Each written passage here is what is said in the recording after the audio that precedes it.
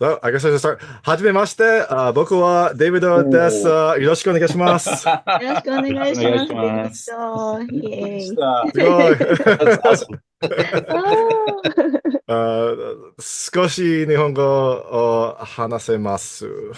いいですごい。すね。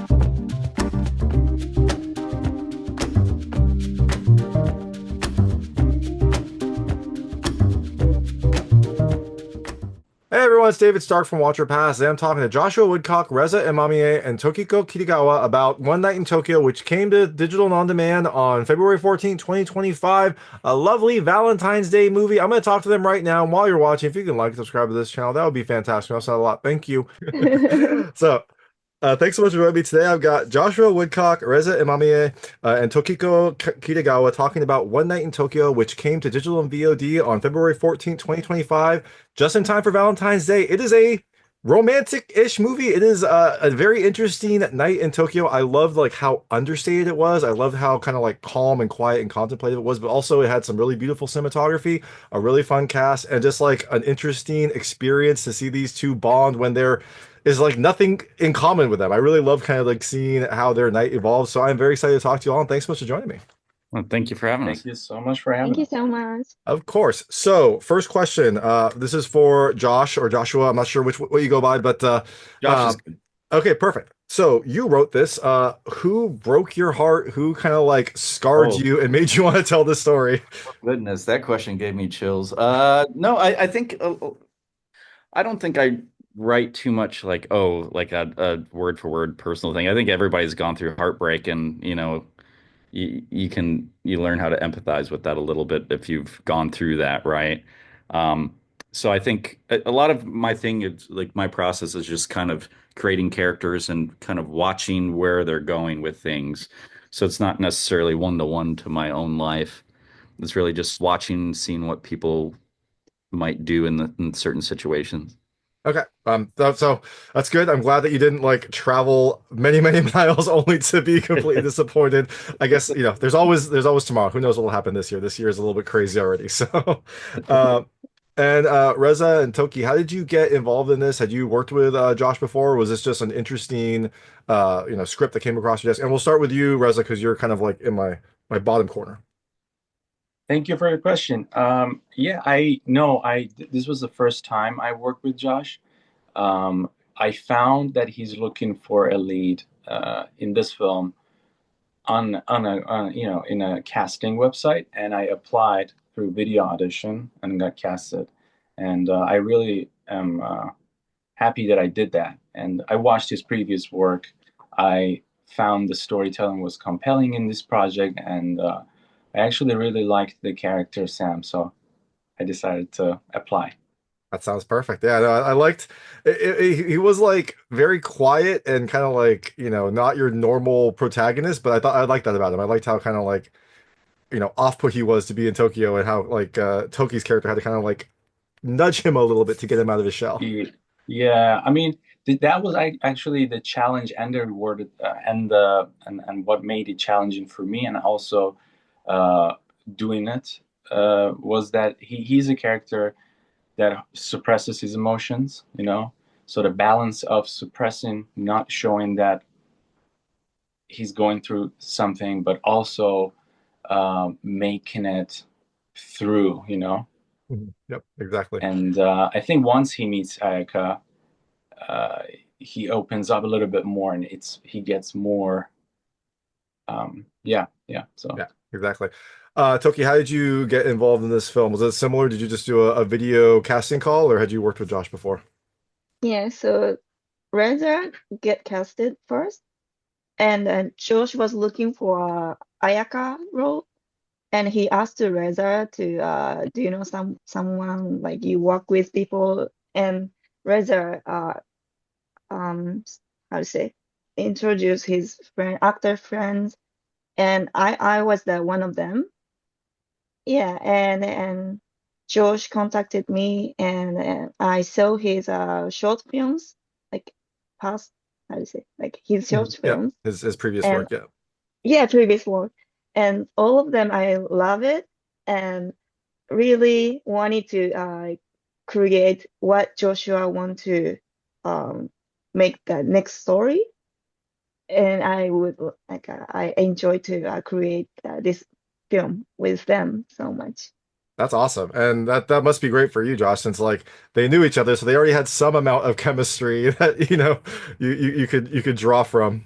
That was the key thing with that too, was knowing that the whole movie kind of relies on the chemistry and not just picking like, oh, who looks the part, but how do the two parts kind of match together? So it's kind of like one of the interesting things with casting when you do something like this. So it was really key to find somebody that Reza was comfortable with. Yeah, definitely. Now, are you all resident in Japan, or was this just an elaborate, excuse for you to go to Japan and be able to write it off as like a movie expense? Um, I do not live in Japan. I used to. I lived Very there for smart. like six. Very I smart. lived there for like 6 years. And I had moved back because moving around for work and stuff. And yeah, but I was planning on going back to Japan, and I was thinking, oh, maybe I'll do a short film. I'm not somebody who sits well, So I'm like, oh, if I'm gonna go on vacation, maybe I need to do a short film. Then I was like, okay, cool. I want to do this as a feature, and I just planned it as the whole vacation. Really was just like, okay, I'm gonna make a feature instead. Yeah, you don't really do vacations very well, do you, Josh? That's No, I do not. Resident Toki, are you both in Japan or are you based elsewhere? So I was born in Iran. I'm Iranian, but I came here when I was 2 years old. So most of my life I've lived here, and Japan is home. That's awesome. And yeah, so actually I can speak Japanese. So I would hope so.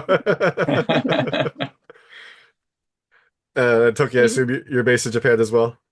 Yeah, I do. I was born in Osaka and moved to Tokyo like 15 years. And yeah, we shot the movie in Tokyo. So yeah, all of Japan. That's awesome. So Reza, was it tough to like, you know, play a character that doesn't understand Japanese, or was that just easy enough because, you've probably seen it around, or you're just kind of like you just turn that part of your brain off when you're playing your character? I would say easy and challenging at the same time, especially through the from the beginning up to the point where they use a translation app. I have to kind of ignore what people are saying in Japanese and kind of react to their behavior. But after they start using the translation app, I'm kind of like, okay, so they're understanding each other, so I can react to her words as well. But also not only through language, but I had to kind of reset my mind and look at Japan and the scenery and everything like it's the first time, you know? Yeah. Yeah, So yeah. exactly. Yeah, some of the food, some of the like the customs, you had to pretend like you had never seen that before, Exactly. which must And have been like tough. even like the billboard, the way the station, it's so confusing in Japan. Have you been here before? Yeah, I have. I've been there a few times. Yeah. Yeah, so No, I loved like the first scene where you are receiving translations from one of Toki's friends, and it's just like the level of disconnect there was really fun to watch because like he was doing his best, he was being very nice, but like you were getting almost nothing, and that must have been tough to like try to react to this like nonsense you were getting. yes. Yes. I So think that part was so hard for Reza and Josh and the other crew. We are bilingual, so I think that scene is so like funny. yeah, no, it's We really were it's really fun to see, especially when we're you laughing for sure. yeah. Well, shooting, yeah. So what was it like filming in Tokyo at night? Was it tough? Was it easy? I mean, I know Tokyo kind of is a busy city, so you're probably were you able to find pockets of places that were really quiet, or how did you kind of like go about doing this? So a lot of the places I picked, I wanted to do things that were a little bit different than a lot of films that, American films that are made there are kind of made from a tourist point of view, but I lived there for so long that I wanted to show it from more of a Japanese perspective and show like the real Tokyo streets people see and those things. So a lot of the places I mean, I did the casting or not the casting, but the locations just from places I knew. Like all of those places were places I used to visit and just feeling out what might be quiet, what might link up in a natural kind of flow of walking around sort of thing. So that was kind of how I did that. And there were certain times, honestly, like there's one scene in particular we had to do so many takes just because people were seeing that we were shooting and they were kind of, you know, trying to ruin shots. But that didn't really occur to that didn't occur. Yeah, Riz already knows what scene I'm talking about. Japanese That people would never do that. They are so respectful. they weren't Japanese. That was the problem. Um, but um, yeah, I mean, overall, it really wasn't as tough as you might think, but a lot of it was just helped by the fact that we kind of knew where we were going. It's not something I'd suggest to somebody who's never been there. Yeah, exactly. I don't even think I saw the Shibuya crosswalk that is in every every movie about Japan. He's in Shibuya, but you don't really like highlight it. I don't highlight it. I show it up close in a different way. Like I didn't Yeah, want it to be like, oh, look at this the yeah. same way. I assume they film it from that Starbucks. I don't know if it's still there. That Starbucks that like overlooks it. But yeah, that was Oh, by Aya, yeah. So I know we have a limited time. I'm going to switch to just a lightning round. They are lightweight questions about the film. Want to see how your personal experiences map to things in the movie. You can feel free to skip any of them. I won't be offended, but I try to keep them easy to answer. Mhm. First question, since this deals with kind of heartache and heartbreak, when was the last time that you had your heart broken? And we'll start with you, Josh. Man, if I had, I mean, this is sad, but it would be this last year my dog died. Oh God. Okay, Yeah, that that is so that's so sad. yeah, Oh, that's the first thing that comes to mind. that makes sense. I hope you have a little statue of your dog out front. Oh, we've had tons of stuff of him. Reza, what about you? Have you ever had your heart broken? No. Just kidding. Charmed Um, life. these days I think my heart, because I'm a really sensitive person, I read news and see what's happening in some parts of the world. I think that's, uh, yeah, I think that breaks my heart. And Yes. as I've grown, I've become more sensitive, so it kind of affects me more. Before there were walls, I wouldn't empathize, but now because I empathize with people more, yeah, I think just like recently, yeah, I was reading news, and I'm not gonna get into the what it was, but yeah. Yeah, there's a lot of news going on that is can definitely break your heart if you if you empathize with people. So that makes sense. Toki, what about you? Have you ever had your heart broken? Yeah, recently. Oh no, Yeah, everyone had recent heartache. yeah, I just remember what happened. So, I am planning to moving to overseas and to build my career as an actress. The thing is, that country changed the immigrant rule. So the thing is everything very tough for now. So that was very, very heartbreaking and also a kind of almost like wanted to give up my dream, but the thing is I couldn't like 100% give up my dream. So still like I'm trying, you know. Yeah, yeah, no, Yeah. that is a big setback, but hopefully that country changes its policies wherever it is in the next I don't know how many years, who knows how many years, but hopefully your dream continues. Yeah, thank you.